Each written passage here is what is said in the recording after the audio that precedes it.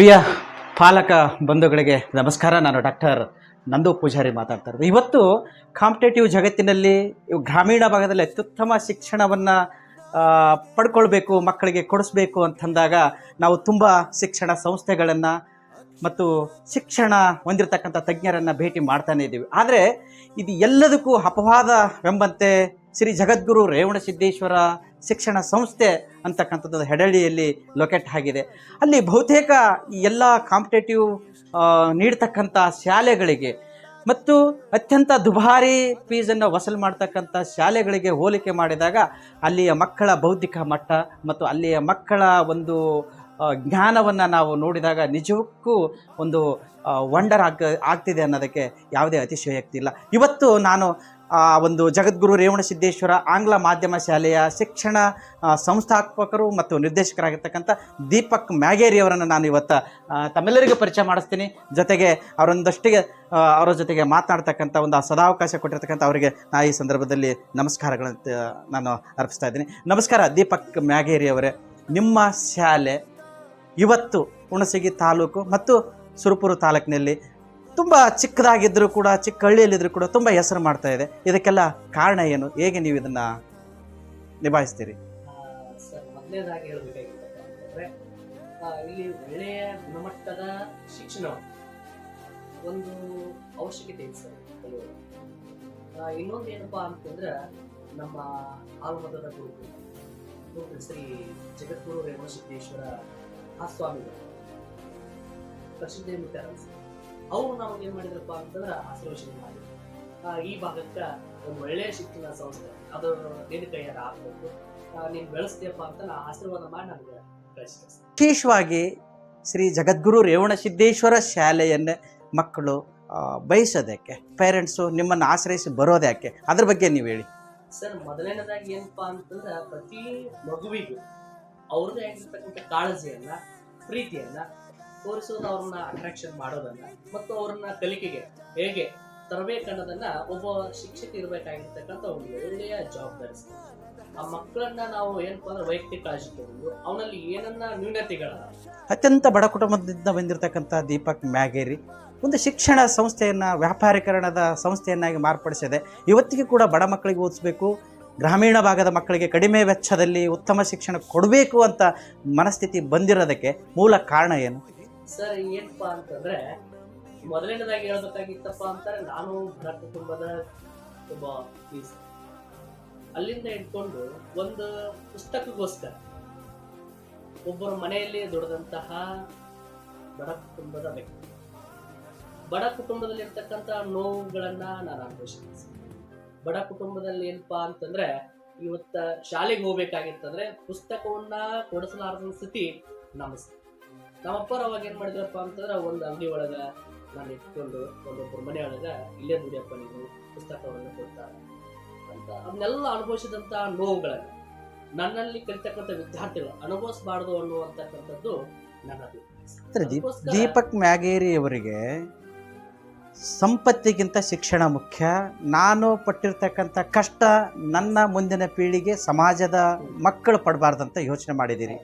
ಆದರೂ ಕೂಡ ದೀಪಕ್ ಮ್ಯಾಗೇರಿಯವರೇ, ನಾನು ಇವತ್ತು ನಿಮ್ಮ ಈ ಕೈಂಕರ್ಯವನ್ನು ಶ್ಲಾಘಿಸ್ಬೋದು, ಪ್ರಶಂಸನೆ ಮಾಡ್ಬೋದು, ಅಪ್ರಿಷಿಯೇಟ್ ಮಾಡ್ಬೋದು. ಆದರೆ ಇವತ್ತು ಕಾಲೆಳಿತಕ್ಕಂಥ ಈ ಸಮಾಜದಲ್ಲಿ ಸುಮಾರು ಶಿಕ್ಷಣ ಸಂಸ್ಥೆಗಳು ತುಂಬ ಬಿಲ್ಡಿಂಗನ್ನು ಹೊಂದಿದ್ದಾವೆ, ದೊಡ್ಡ ದೊಡ್ಡ ಕಟ್ಟಡಗಳನ್ನು ಹೊಂದಿದ್ದಾವೆ.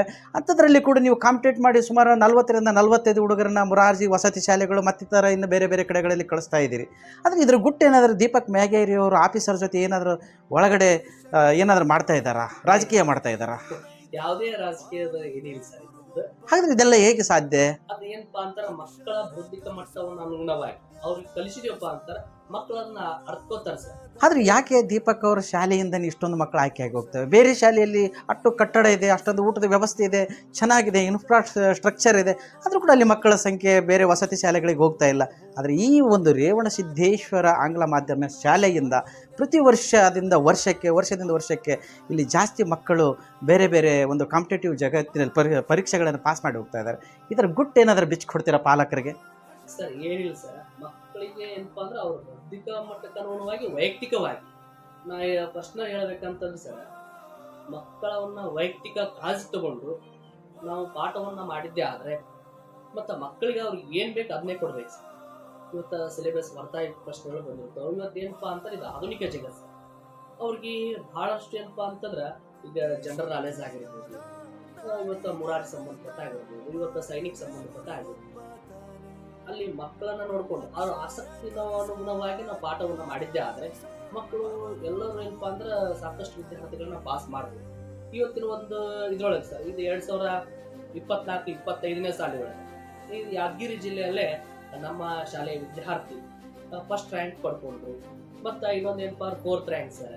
ಸುಮಾರು 15ಕ್ಕಿಂತ ಹೆಚ್ಚು ವಿದ್ಯಾರ್ಥಿ 80 ಅಂಕಗಳ ಮೇಲ್ಪಟ್ಟರು ಸರ್. ಇವತ್ತು ಸರಿ ಸುಮಾರು ಒಂದು 38ರಿಂದ 45 ವಿದ್ಯಾರ್ಥಿಗಳು ನಮ್ಮ ಶಾಲೆಯಿಂದ ಆಯ್ಕೆ ಆಗ್ತದೆ ಸರ್. ಮತ್ತು 10ರೊಳಗೆ 7 ಸೈನಿಕ ವಿದ್ಯಾರ್ಥಿಗಳನ್ನ ನಾವು ಪಾಲ್ಗೊಳ್ತೀವಿ. ಕೇಳ್ತಿದ್ರಲ್ಲ ಪಾಲಕ ಬಂಧುಗಳೇ, ಇದು ದೀಪಕ್ ಮ್ಯಾಗೇರಿಯವರ ಮನದಾಳದ ಮಾತು. ಈ ಶಿಕ್ಷಣ ಸಂಸ್ಥೆಯನ್ನು ಇಷ್ಟು ಎತ್ತರಕ್ಕೆ ಬೆಳೆಸಬೇಕು ಅಂತ ಕನಸು ಕಟ್ಕೊಂಡು ಬಂದಿರತಕ್ಕಂಥ ದೀಪಕ್ ಮ್ಯಾಗೇರಿಯವರು ಈ ಒಂದು ಸ್ಪರ್ಧಾತ್ಮಕ ಜಗತ್ತಿನಲ್ಲಿ ನಾವು ಹೇಗೆಲ್ಲ ಮಕ್ಕಳ ಮನಸ್ಸನ್ನು, ಭೌತಿಕತೆಯನ್ನು, ಬೌದ್ಧಿಕತೆಯನ್ನು, ಅವರ ತಂದೆ ತಾಯಿಯವರನ್ನು ಯಾವ ರೀತಿಯಾಗಿ ಶಿಕ್ಷಣದತ್ತ ಒಲಿಸಬೇಕು, ಅವ್ರ ಮಕ್ಕಳಿಗೆ ಶಿಕ್ಷಣ ಕೊಡಿಸ್ಬೇಕು ಅನ್ನೋದನ್ನು ಮನಸ್ಸನ್ನು ಅರಿತುಕೊಂಡಿರ್ತಕ್ಕಂಥ ಏಕೈಕ ಒಬ್ಬ ಶಿಕ್ಷಣ ಪ್ರೇಮಿ ದೀಪಕ್ ಮ್ಯಾಗೇರಿಯವರು. ನಮ್ಮ ಸಂಪರ್ಕದಲ್ಲಿ ಇರ್ತಕ್ಕಂಥ ರೈತರ ಈ ಸ್ಕೂಲು ನನ್ನಿಂದ ಬೆಳೆದಂತ ನನ್ನ ಪಾಲಕರಿಂದ ಬೆಳೆದಂತಕ್ಕಂಥದ್ದು ನನಗೆ ಬಹಳ ಹೆಮ್ಮೆ. ಯಾಕಂದ್ರೆ ಬಾಯಿ ಮಾತಲ್ಲಿ ಅವ್ರವ್ರ ಮಕ್ಕಳು ಚೆನ್ನಾಗಿರ್ತವೆ.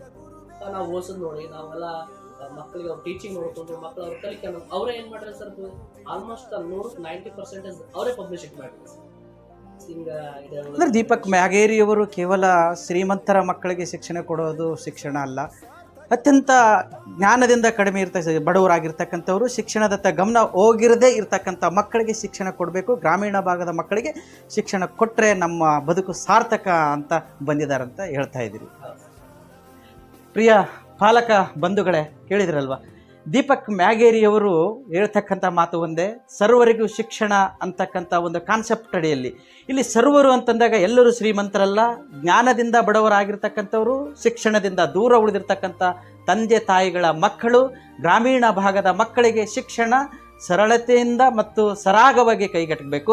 ಜೊತೆಗೆ ಇವತ್ತು ಜ್ಞಾನ ತಂತ್ರಜ್ಞಾನದಲ್ಲಿ ಬೆಳೀತಕ್ಕಂಥ ಜಗತ್ತಿನಲ್ಲಿ ನಮ್ಮ ಶಾಲೆಯಲ್ಲೂ ಕೂಡ ಅತ್ಯುತ್ತಮವಾದ ಶಿಕ್ಷಣವನ್ನು ಕೊಟ್ಟು ಮಕ್ಕಳ ಭೌತಿಕ ಮಟ್ಟವನ್ನು ಬೆಳೆಸುತ್ತಾ ಜೊತೆಗೆ ಇವತ್ತು ಏನು ಅತ್ಯುನ್ನತ ಶಿಕ್ಷಣ ಸಂಸ್ಥೆಗಳಲ್ಲಿ ಹೊಂದಿರತಕ್ಕಂಥ ಕಲಿಕಾ ಪರಿಕರಗಳು, ಎಲೆಕ್ಟ್ರಾನಿಕ್ಸ್, ಏನು ಮೀಡಿಯಾಗಳು, ಪ್ರತಿಯೊಂದು ಏನು ಬಳಕೆ ಆಗ್ತಿದೆ ಅದೆಲ್ಲವನ್ನು ಇವತ್ತು ಶ್ರೀ ರೇವಣಸಿದ್ದೇಶ್ವರ ಆಂಗ್ಲ ಮಾಧ್ಯಮ ಶಾಲೆಯಲ್ಲಿ ಕೂಡ ಹೊಂದಿದೆ.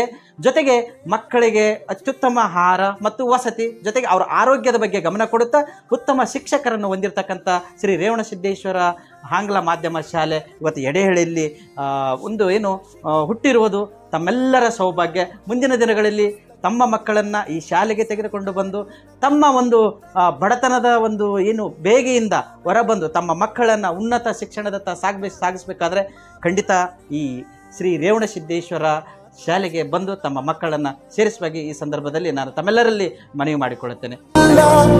ಪದವಿ ಅಂಕೆ ಇದ್ದರೆ ನೀ ಗೆದ್ದ ಹಾಗಲ್ಲ, ವಿನಯ ಮೌಲ್ಯ ಎಂದಿಗೂ ಸೋಲುವುದಿಲ್ಲ.